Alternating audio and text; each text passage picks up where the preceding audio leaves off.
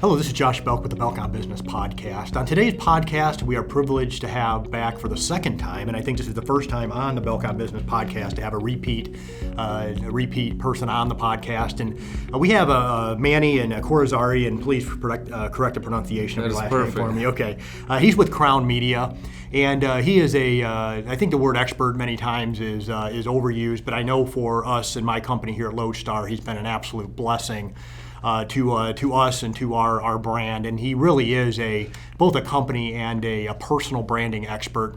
Manny, tell us a little bit about yourself, and then we're going to get into just a few questions that we jotted down that I think Manny can kind of help all of us understand a little bit more about branding and everything that goes into the process. So, Manny, if you could tell us a little bit about yourself. Well, thank you, Josh, and I give you thanks so much for allowing me to be here with you guys. I had a mentor back in year 2000. And we started a company to start helping people with graphic design, and we started doing business cards, eventually websites, eventually TV commercials. But this long journey, we've been able to help lawyers and people that write books and people that goes public speakers, and just helping people with branding and the right pictures, the right logos, the right colors, and it really makes a big difference to have a good branding. Sure, I know that a few years ago, and I have a few different companies, and each one of those, of course, has its own logo, its own brand, its own messaging that goes behind it.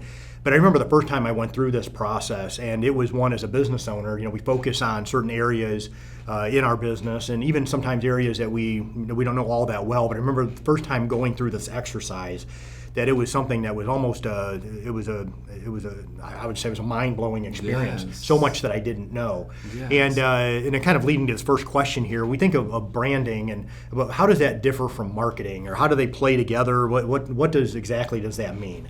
Yes, so branding is not actually what we think we are.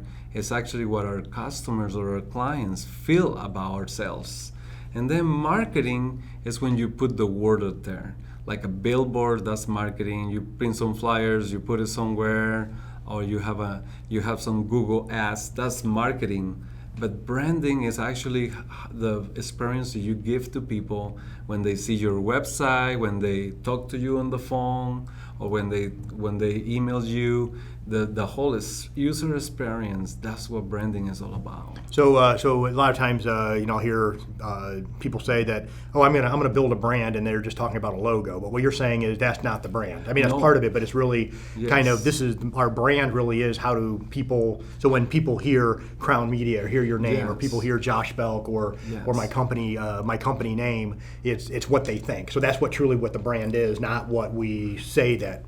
Exactly, and it starts with your core values, and I know you got some amazing core values with your mission statement, your goals as a company. If customer service is in it, it's just the way you make people feel when they hire you. And a lot of times people love us so much, they will not go with somewhere else because they just love your branding, the way you make people feel when they work with you. So I happen to, if I'm a company owner and I happen to like my brand. Yes. Okay, I like, when I say the brand, I say even the logos. I like the logos. I like the image I'm putting out there. Mm-hmm. How do I know when I need to change it? Well, you're right. And a lot of times we business owners don't know. And, I've been with people, they have a 1980s logo, 1980s branding, and they think that they don't need anything else. They think that they're super happy with what they have. And what am I, if it worked for the 30 years, what am I going to change it, right? But the main thing is you have to ask questions, and you have to, is your branding building a strong lineup of customers and new ones? Is your branding working? Ask questions to other people. What do you think of our branding? And also you can compare with your competition. A lot of times you learned a lot by checking out someone else's websites or logos, So what I hear you saying is we actually do need to communicate with our customers on many different levels. So right. To kind of go through and beyond just the kind of those exit interview type questions or those follow-up surveys that we may send out to clients, to actually have a dialogue with them. Absolutely. What do you feel about the brand? How was your experience? How do you feel about this logo? Is this something that speaks to you? What do you think about when you see this logo or hear this And logo? branding has to evolve. You can have the same branding for the last 10 years. Even websites, they say you should be, 2, 3 years. You have to spice up things a little bit. You cannot stay stagnant in your branding. And, as we grow technology, like 10 years ago, a website 10 years ago, today we use videos to communicate. It used to be a lot of text and blogging. Mm-hmm. Now it's becoming like you should have videos. By the way, you're doing a great job with that. You create great video content. So, just everything seems to be transitioned to video and I guess even to audio. And then to those two with podcast, and I think that we think of YouTube with video and other video platforms out there, the way that people take in content. Yeah. It used to be for years that everything seemed to be really a lot to do with reading, something we had to read, and now pretty much I think most people intake their information through audio and through video. Yeah. So, what questions do I need to have answered when I'm going through and developing a new brand, or maybe trying to refresh my brand? When I talk about that, it's more the image side. You're right. What are some things that I need to consider when I go through that process, or if I were to hire you or somebody like you? Yes. What are some questions that I would expect to hear as far as trying to develop it, whether it's that new logo or that new image that I'm trying to put out there? Yeah, mostly people think that they have to be more focused on the visual part, and they think they should be the colors but I think you have to go a little bit deeper and then try to be very clear what about your company's principles, your company's. You have to kind of like make sure that you are working, to make sure that your message comes across like very simple. Like, what kind of service do you offer, and who do you are offering those service for, and then with that, around those questions, then you start making sure that you have a video, you have this color, this picture. Make sure everything speaks very clearly so that people don't get confused. I love FAQs. Something new that we use is FAQs through video. So it's a question, how can I, if I'm a brand new client, what's the right method for me to start working with you? And then there's a video of Josh coming out and says, hi, thanks so much. I just want to tell you the right way to go with us. We'll start with a 15-minute consultation, blah, blah, blah. So it's like branding evolves all the time. So you have to make sure that you do assessments all the time for that. So it sounds like that. And it's kind of leading to the next question here is understanding my potential client or my existing client story. Yes. And so it's kind of one of those things, even as in the business, in my core business, that one of the questions that I always ask on that intake call is where are you trying to go? What are your goals? Yeah. And to get to know a little bit more about them. So for somebody like you that's going through and building a branding package or trying to help or consult a client with their brand, improve their brand, expand their brand, is to make sure that you have a good understanding of the customer story. So that does play a huge role on ultimately what the work is that you do. So the customer story may lend to that we should use blue, even though blue may not give off the textbook way that you may want normally that you would project a brand and might use red. Those colors that you're using are kind of like are attracted to your potential client. Like just because you're a girl doesn't mean that your website should have pink in it. Unless you're like a Cancer, building finances for a Cancer, and that's a good color, or a rainbow, or blue could be, or green. You're into the finance world, but you don't use as much green. You use beautiful other colors. So through our branding, we want to make sure that you establish trust, long-term trust, so that people would say, I'm staying with Josh and I'm never going to go anywhere else. The branding part is how you make people, the experience, how people stays with you, and they're never ever going to leave you because they just feel attached to your branding. Okay. Interesting. Okay. Yeah. So on the next step here, what role, and I know you talked about this a little bit, but what role should my customers play in my brand image and messaging? Yeah, that is a super big one. I think that is you should be asking questions and getting to know your client and build your branding according to your clients. Because a lot of times we just think about us. Well, this is what I like, and this is I'm really happy with my logo. I'm really happy with the colors. I even really happy with my website. But when you ask questions to your clients, they may gonna say something else. So you like for me, building my own brand is very, very hard. And I've done it. I've built my own brand, but it takes me way longer because there is things that I'm not able to see that other people can see. But when I come in and I meet up with you and I look at your company and I hear you talking and I meet your staff, I'm able to see what type of branding you can utilize to make people very comfortable working with you.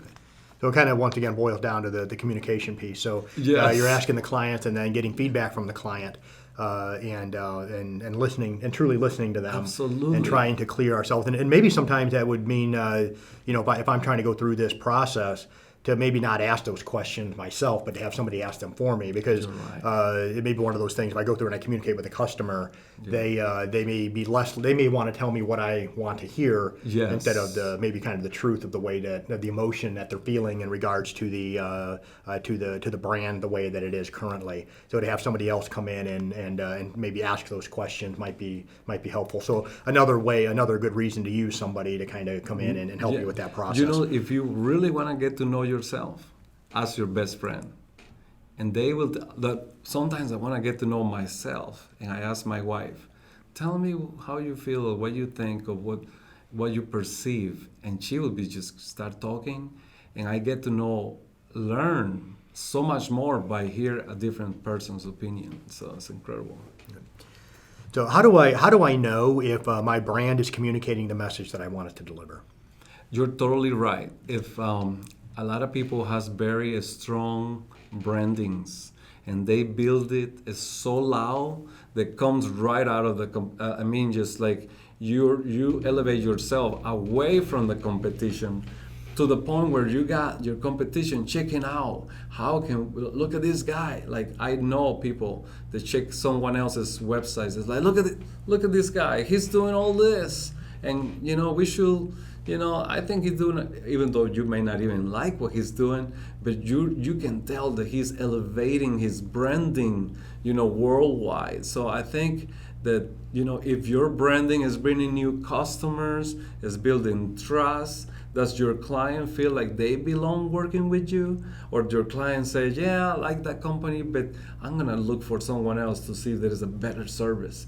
Your branding in the long shot builds amazing friendships, amazing business.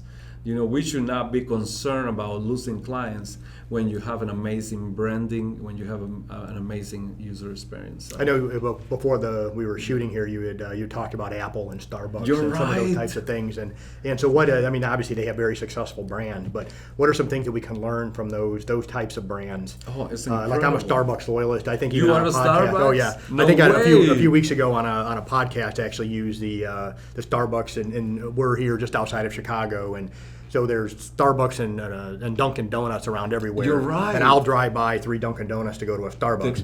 But there are people that are completely the other way. That if the Starbucks is right across the street, they'd rather go to a Dunkin'.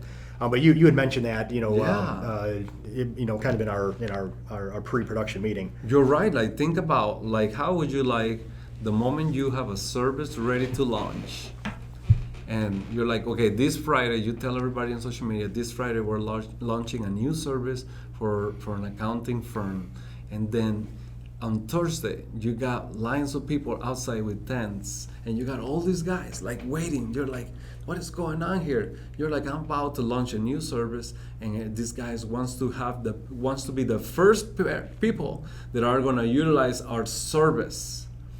That's what happens to Apple. The moment they did the iPhone or the iPad or they have a brand new product, those guys are like crazy. They're depending to live for that product. The moment when you open up the laptop, the brand new, clean, the case, you're like all excited. You open it, turn it on, the smell, the way that you just feel about it. It's just so yeah. You can brand like a lot of people. A lot of people are so faithful. We're talking about the grocery store. When you go to the grocery store and you're looking for toilet paper or tomato sauce, there is hundreds of different brands, but you're looking for the one that you know, the one that you feel comfortable to work with, the one that you've been using for long term. So that's why new companies, they have to elevate their branding because all they've done a really good job. Okay. All right. How do I go about increasing my brand recognition? So I would say like utilize all the tools that are available. Mostly people think that just having a good website is good, but I will say utilize maybe more video. We were talking about history, talking about a story, or I think videos and social media, utilizing all the different things that you have available to make a whole package together, so people feel amazing around you. So increasing brand recognition is kind of a process of going back to the word communication, doing more of it. You're right. So making sure that you have those points where you're reaching out to your customers more frequently. And so you're kind of because right now, I mean, nowadays you're just inundated with so many different messages, and there's a lot of noise out there. So consistently delivering value through the way that we communicate to our customers. You're right. And so just not putting garbage out there just to put a message out there, but to be very purposeful on how we go about communicating with our clients, with our prospective clients.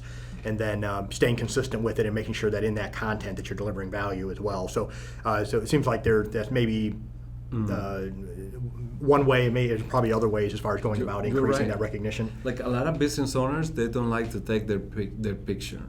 You've seen that before. Mm-hmm. So then you go to the website and you don't know who's behind this company. But if you really go to your website, we go to your website, right on the very front page, the first thing is your picture.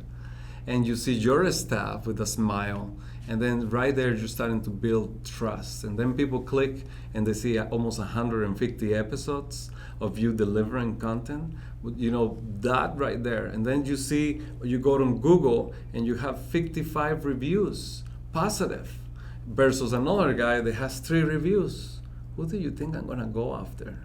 Now, and then if you have a video, Josh, and people get to hear your voice and they see you, how you interact, I feel like almost like I already know you, I can relate with you. So that's when you're already kind of like, people start making decisions and then they feel like they want to work with you. Yeah, it's interesting, and I hadn't thought about that till you just brought it up, how frustrating it is when you hear about a company and then you go to your website. I don't know who owns it. I don't know who I'm going to be working with.